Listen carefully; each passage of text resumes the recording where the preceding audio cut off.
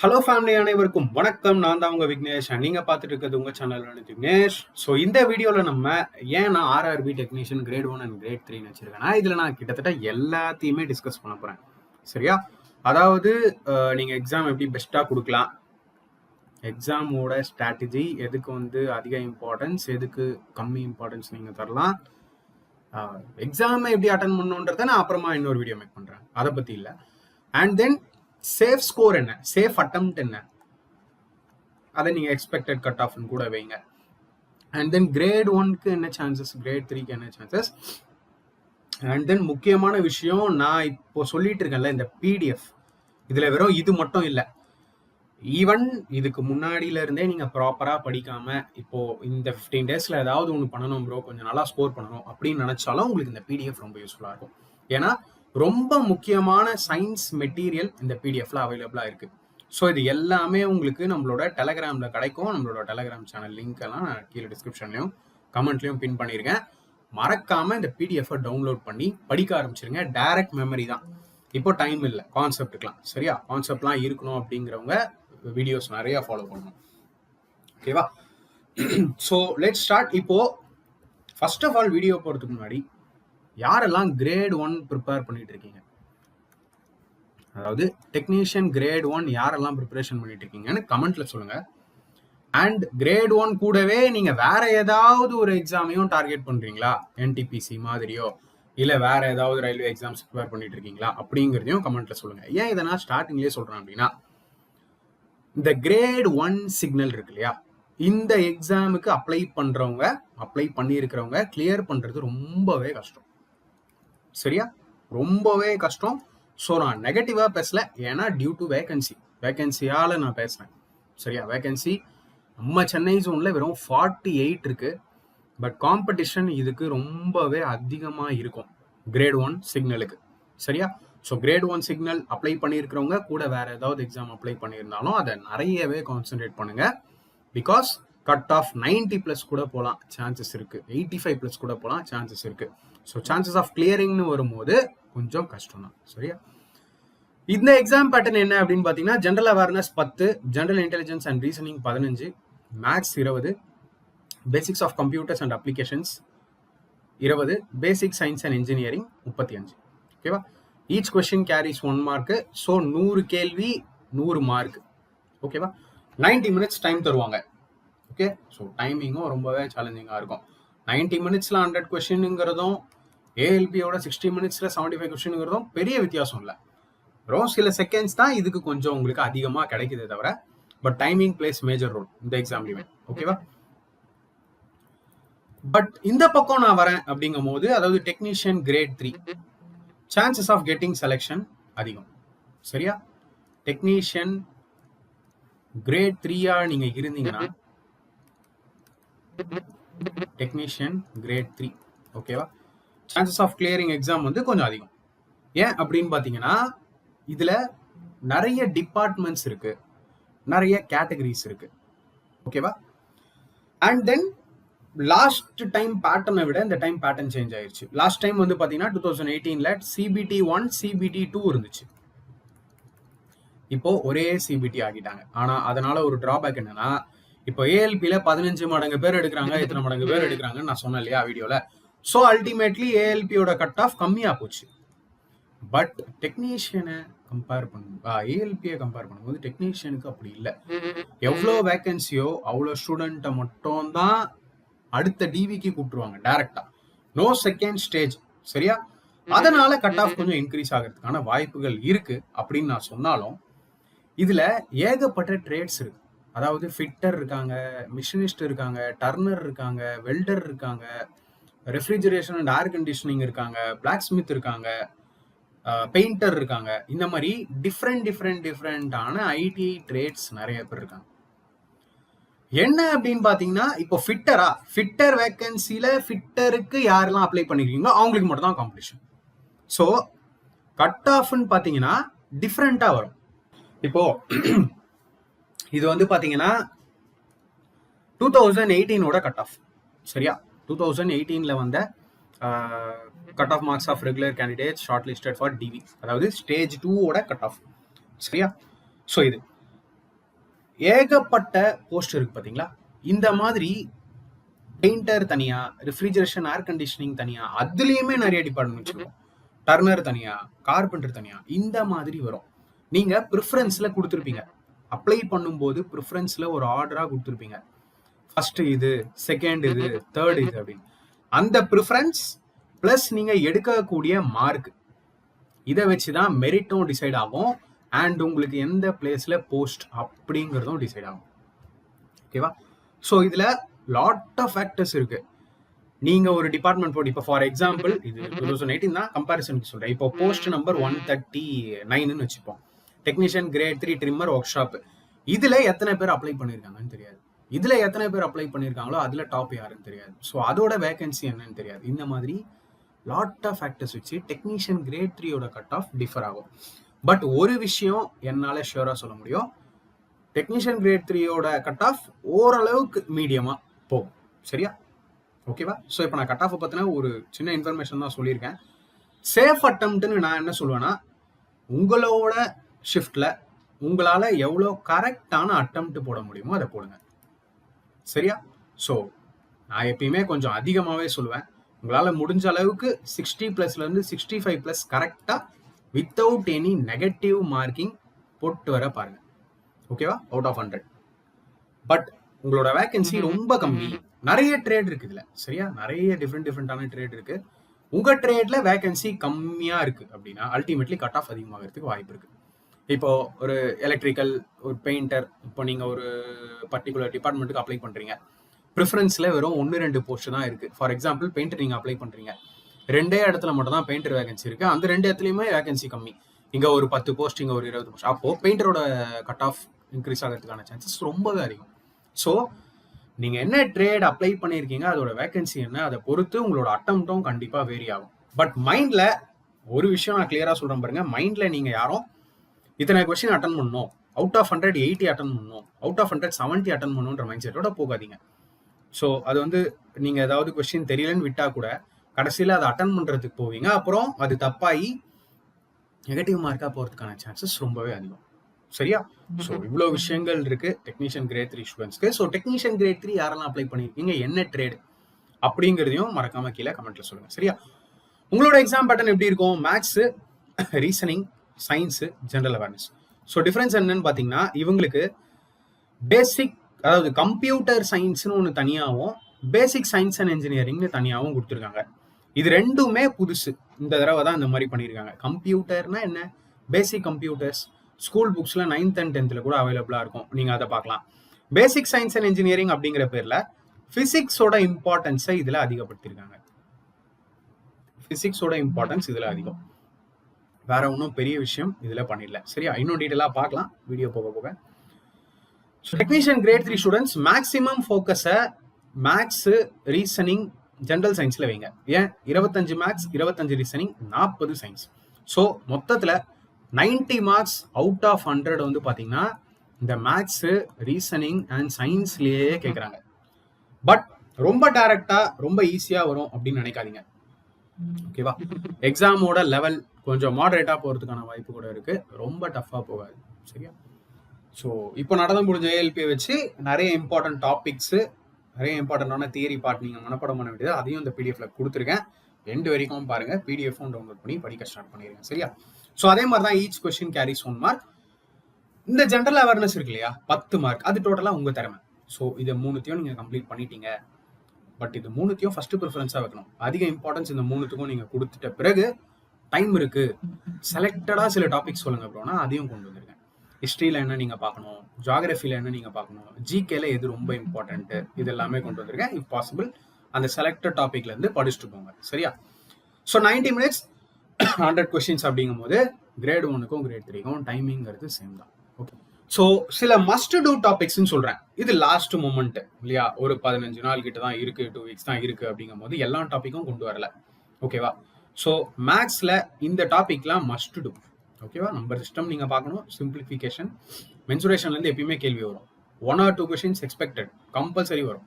Ratio and proportion, percentage, profit and loss and discount தனியாக பார்க்கணும். Time and distance, train, simple and compound interest, time and work, average, age calculation. So இது எல்லாமே must do topics.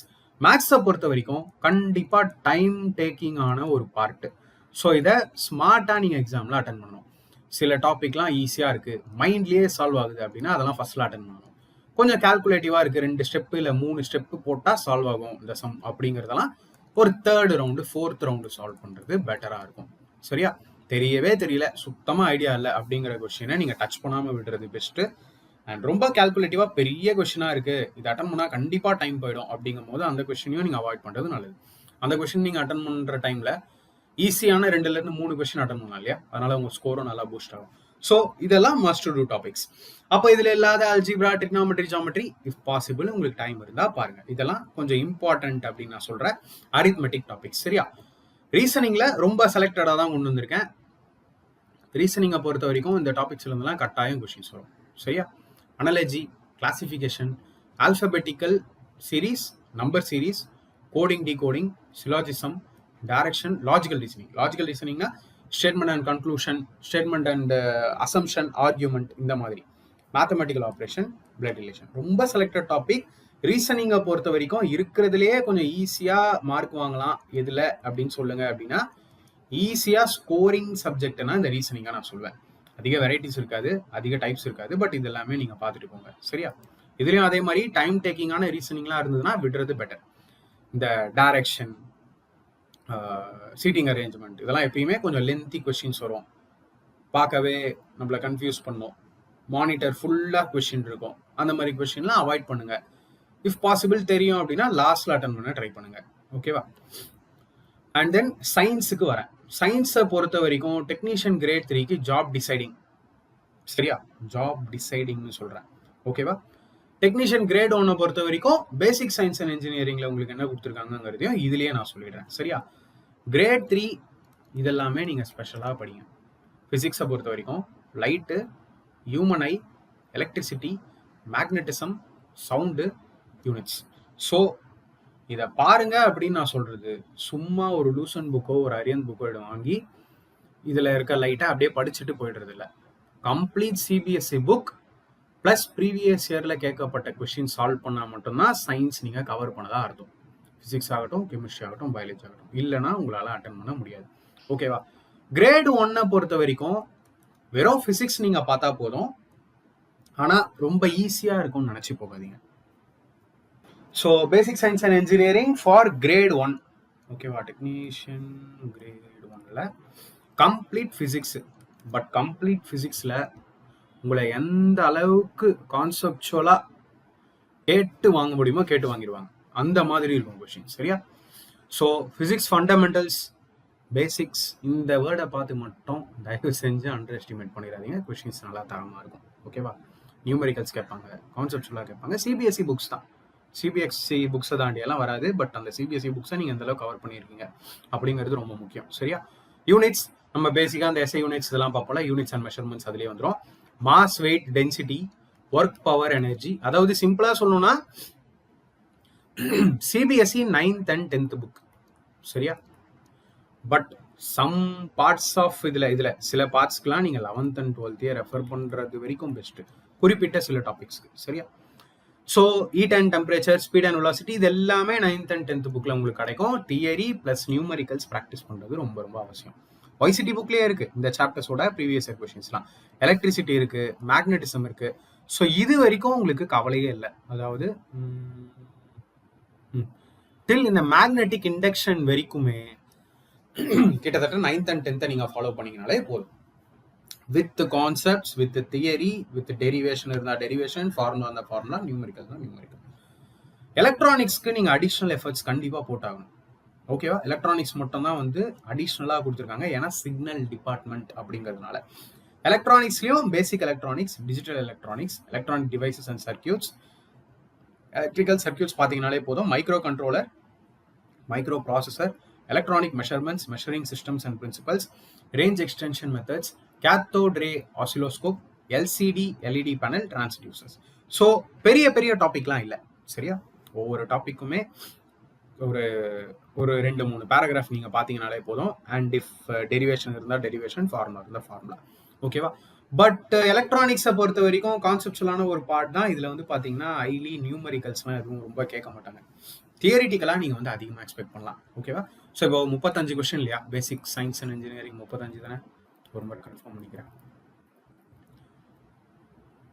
S, 35. இந்த 35ல் நீங்கள் ஒரு அதிகமாக கேட்டால் 5ல இருந்து 8 நியூமரிக்கல்ஸ் வரைக்கும் எக்ஸ்பெக்ட் பண்ணலாம். மீதி எல்லாமே தியரிட்டிக்கலாகவே உங்களை கான்செப்சுவலாக எந்த அளவுக்கு கேட்க முடியுமோ அந்த மாதிரி கொஸ்டின்ஸ் கேட்பாங்க. சரியா? ஸோ கிரேட் 1 ரொம்பவே பேப்பர் குவாலிட்டியாக எக்ஸ்பெக்ட் பண்ணலாம் compared to grade 3. Okay, and then இப்போ நான் கிட்டத்தட்ட உங்களுக்கு மேக்ஸோட மஸ்ட் டூ டாபிக் சொல்லிட்டேன், ஃபிசிக்ஸ் சொல்லிட்டேன். கெமிஸ்ட்ரிக்கு வருவோம். கெமிஸ்ட்ரியை பொறுத்த வரைக்கும் is matter around us pure, atoms and molecules, chemical reaction and equation, carbon and its compounds, periodic classification. Sorry, லைட்டாக கோல்டு. ஆக்சுவலாக ஃபிசிக்ஸ்லேயும் சரி கெமிஸ்ட்ரிலையும் சரி இப்போலாம் குவாலிட்டி கொஷின்ஸ் கேட்க ஸ்டார்ட் பண்ணிட்டாங்க. Compulsory CBSE book. அது மாதிரி ஃபிசிக்ஸில் நியூமரிக்கல் கேட்கலாம், தியரி கேட்கலாம். கெமிஸ்ட்ரியை பொறுத்த வரைக்கும் இந்த ஈக்குவேஷனை அதிகமாக பேலன்ஸ் பண்ணுற மாதிரி கேட்குறாங்க. அதையும் கொண்டு வந்திருக்கேன். இந்த வீடியோவோட எண்ட் வரைக்கும் பாருங்கள். இது இந்த பிடிஎஃப்லேயே கிடைக்கும். ஆட்டம்ஸ் அண்ட் மாலிகூல்ஸை பொறுத்த வரைக்கும் எலிமெண்ட்ஸோட name, atomic number, mass number, இது எல்லா ஐடியாவும் உங்களுக்கு இருக்கணும். தென் அயானிக் காம்பவுண்ட்ஸ் பற்றி தெரிஞ்சிருக்கணும், மாலிகுலர் காம்பவுண்ட்ஸை பற்றி தெரிஞ்சிருக்கணும், வேலன்சி கான்செப்டை பற்றி தெரிஞ்சிருக்கணும், மோல் கான்செப்டை பற்றி தெரிஞ்சிருக்கணும். இஸ் மேட்டர் அரவுண்ட் அஸ் பியூரை பொறுத்த வரைக்கும் தியரி பார்ட் தான். சரியா? தியரிட்டிக்கல் கொஸ்டின்ஸ் எக்ஸ்பெக்ட் பண்ணலாம். கார்பன் அண்ட் இட்ஸ் காம்பவுண்ட்ஸ்லையும் தியரி கொஸ்டின்ஸ் தான் வரும். பீரியாடிக் கிளாசிஃபிகேஷன் ஆஃப் எலிமெண்ட்ஸில் பீரியாடிக் டேபிள்ல இருந்து ஹை லெவல் கொஸ்டின்ஸ்லாம் வராது. பீரியாடிக் டேபிளில் மெட்டல்ஸ் எந்த பக்கம், நான் மெட்டல்ஸ் எந்த பக்கம், நோபல் கேஸஸ், இந்த மாதிரி குறிப்பிட்ட சில ஸ்டாட்டிக் பார்ட் பார்த்துக்கோங்க. அதுல இருந்தா கேள்விகள் வரும். சரியா? So next physics and chemistry. பயாலஜியில் ரொம்ப செலக்டடாக சொல்கிறேன். பயாலஜியில் உங்களை ஹை லெவலில் கேட்கணும் அப்படின்னு நினச்சா அந்த டயக்ராம் கொடுத்துட்டு அதோட பார்ட்ல இருந்தெல்லாம் கேள்வி வரும். சரியா? அந்த மாதிரி கொஸ்டின்ஸ் எக்ஸ்பெக்ட் பண்ணலாம். ஸோ லைஃப் ப்ராசஸ் பார்த்துக்கோங்க. Cell chapter, tissues, control and coordination, nutrition chapter. நியூட்ரிஷன்னா இந்த விட்டமின்ஸ், டிசீசஸ், இதெல்லாம் சொல்கிறேன். ஓகேவா? ஸோ இப்போ நான் உங்களுக்கு மேக்ஸோட must do topics, reasoning and சயின்ஸை ஓரளவு கவர் பண்ணிட்டேன். சரியா? இது போக அந்த 10 மார்க்குக்கு ஜென்ரல் அவேர்னஸ் இருக்குல்ல, அதோட டாபிக் ஏதாவது சொல்லுங்க அப்படின்னு யாருன்னா கேட்பீங்க. அவங்களுக்காக தான் இது. ஆனா இப்போதான் ஏதாவது ஒன்று டெக்னீஷியனுக்காக நான் ஸ்டார்ட் பண்றேன், நான் லாஸ்ட் மினிட் ஸ்டூடெண்ட் அப்படின்னா இதெல்லாம் அவாய்ட் பண்ணிக்கோங்க. இதோட போதும். எது? மேக்ஸ், ரீசனிங் அண்ட் சயின்ஸோட முடிச்சுக்கோங்க. உங்களுக்கு இது வேண்டாம். ஆல்ரெடி மேக்ஸ், ரீசனிங் அண்ட் சயின்ஸ்லாம் நான் நல்லா பண்ணுவேன், பயங்கரமா ப்ரிப்பேர் பண்ணிட்டேன் அப்படிங்கிறவங்களுக்கு சில முக்கியமான ஹிஸ்டரி டாபிக், அதுலேயும் மாடர்ன் ஃபர்ஸ்ட் வாங்க. மாடர்னில் ரிவோல்ட் ஆஃப் 1857 ஸ்டார்ட் பண்ணி ஃப்ரீடம் ஸ்ட்ரகிள் எல்லாமே பார்க்குறது ரொம்ப அவசியம். சரியா? அதுக்கப்புறமா ஏன்ஷியன் போங்க. மிடிவல் அந்த அளவுக்கு இம்பார்ட்டன்ட் இல்லை, விட்டுருங்க, பரவாயில்ல. மிடிவலும் கொடுத்துருங்க, ஒரு 2 டாபிக் தான் கொடுத்துருங்க. அண்ட் தென் பாலிட்டியில் ரொம்ப செலக்டட் டாபிக் தான். President, vice president, fundamental rights, amendment, articles, parts and schedules, sources of Indian constitution. Geography பார்க்கலாம். ஜியாகிரஃபியை பொறுத்த வரைக்கும் இம்பார்ட்டன்ட் டாபிக். வேர்ல்டு ஜியாகிரஃபிலேருந்து கொஷின்ஸ் வரும், இந்தியன் ஜியாகிரஃபிலேருந்து கொஷின்ஸ் வரும். சரியா? ஸோ இந்த டாபிக் இஃப் டைம் இருந்தால் இதெல்லாம் செலக்டடாக பார்த்துக்கிறதுனா பார்த்துக்கோங்க. தியரியும் படிச்சுட்டு எம்சிக்யூ போகிறது பெட்டர். அப்படி இல்லை, டைம் இல்லை அப்படின்னா ஒய்சிட்டியில் டேரெக்டாக எம்சிக்யூ கொஷின்ஸ் பார்த்துட்டு போங்க, நோ ப்ராப்ளம். அட்லீஸ்ட் 10 மார்க்குக்கு 10மே ஐடியா இல்லாமல் போகிறதுக்கு அதுலேயுமே நீங்கள் ப்ரிப்பேர் பண்ணுறதுலேருந்து ஒரு 3 மார்க்ஸ் to 5 மார்க்ஸ் ஸ்கோர் பண்ணிங்கன்னா அது ரொம்பவே பெரிய விஷயம் இல்லையா? தென் எக்கனாமிக்ஸ்க்கு சில டாபிக், ஸ்டாட்டிக் ஜிகே. ஸோ என்ன கேட்டிங்கன்னா கரண்ட் அஃபேர்ஸை விட ஸ்டாட்டிக் ஜிகே நிறையா ஃபோக்கஸ் பண்ணுங்கள். கரண்ட் அஃபேர்ஸ் நான் உங்களுக்கு சஜஸ்ட் பண்ணல இந்த வீடியோவில், ஆல்ரெடி ப்ரிப்பேர் பண்ணியிருக்கீங்கன்னா அதையே ஸ்ட்ராங் பண்ணிட்டு போங்க. ஸ்டாட்டிக் ஜிகே பொறுத்த வரைக்கும் டான்ஸ் அண்ட் ஃபெஸ்டிவல் ரொம்ப பிடிச்ச டாபிக். ரயில்வேக்கு எப்பயுமே கொஸ்டின்ஸ் வரும், 1 or 2 கொஸ்டின் ஷிஃப்ட்டுக்கு வரும், பார்த்துட்டு போங்க. ஸ்போர்ட்ஸ் ரிலேட்டட் ஸ்டாட்டிக் கேட்பாங்க கண்டிப்பாக. Major research centre institutes, world heritage sites of India, world famous places, famous personalities, யாரை வேணாலும் இருக்கலாம், அவங்கள பற்றின கேள்விகள் கேட்கலாம். First in the world, first in India, இதெல்லாம் எப்பயுமே கேட்கப்படுற சில ஸ்டாட்டிக் ஜிகே. சொல்லிட்டே போகலாம். இம்பார்ட்டன்ட் டேஸு, ஆர்கனைசேஷன், இந்த மாதிரி நிறைய விஷயங்கள் இருக்கு. முடிஞ்ச அளவுக்கு பாருங்க, ரொம்ப ஸ்ட்ரெயின் பண்ணிக்காதீங்க. ஏன்னா 10 மார்க்குக்கு இது எல்லாமே சேர்ந்து வருது. History, geography, polity, economics, GK, current affairs. So நம்ம அந்த 90 மார்க்ஸை ஸ்ட்ராங் பண்ணும்போது இந்த 10 மார்க் அந்த அளவுக்கு நமக்கு பெரிய பாதிப்பை ஏற்படுத்தாது. ஓகேவா? ஸோ சிஏ பொறுத்த வரைக்கும் நான் அந்த அளவுக்கு உங்களுக்கு எதுவும் சஜஸ்ட் பண்ணல. இவ்வளோ லாஸ்ட் மினிட்ல இந்த 10 to 15 டேஸ்ல நீங்க ஆல்ரெடி படிச்சு வச்சிருந்தீங்கன்னா அதை மட்டும் பார்த்துக்கோங்க. ஓகேவா? ரீசெண்டான இந்த கவர்மெண்ட் ஸ்கீம்ஸ், ஸ்போர்ட்ஸ் ரிலேட்டட், ஏதாவது வேர்ல்டு கப் ஏதாவது நடந்தா அது, ஒலிம்பிக்ஸ் ரிலேட்டட் இதெல்லாம் கேட்டிருந்தாங்க ஏஎல்பியில், அதெல்லாமே பார்த்துக்கோங்க பெஸ்ட்டு. ஓகேவா? ஸோ அடுத்து இதெல்லாம் வந்து நம்ம சயின்ஸ் கோர்ஸ்ல இருந்து நான் உங்களுக்கு கொடுக்குற சம் ஸ்பெஷல் பார்ட், ஸ்பெஷல் நோட்ஸ்ன்னு கூட வைங்க, இந்த பிடிஎஃப்லேயே அவைலபிளாக இருக்கும். கெமிக்கல் ஈக்குவேஷன் பேலன்ஸ் பண்ணுறதை பற்றி கொடுத்துருக்கேன். சரியா? ஸோ கெமிக்கல் ஈக்குவேஷன் பேலன்சிங் ரொம்ப ஈஸி தான்.